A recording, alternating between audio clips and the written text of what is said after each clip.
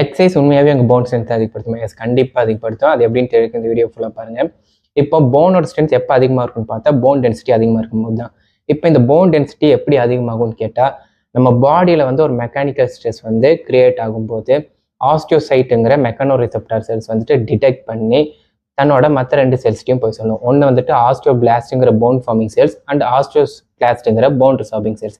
அந்த செல்ஸ்ட்டை போய் சொல்லும்போது அந்த ஸ்ட்ரெஸ்ஸை ஹேண்டில் பண்ணுறதுக்காக புது போனை வந்து ஃபார்ம் பண்ணும். ஸோ அதனால ஆஸ்டியோபிளாஸ்ட்டுங்கிற செல் வந்துட்டு புது போனை வந்து ஃபார்ம் பண்ணிக்கிட்டே இருக்கும். மீன்வைல் பழைய போன்ஸை வந்துட்டு ஆஸ்டியோகிளாஸ்ட்டுங்கிற செல்ஸ் வந்துட்டு பிரேக் டவுன் பண்ணிகிட்டே இருக்கும்.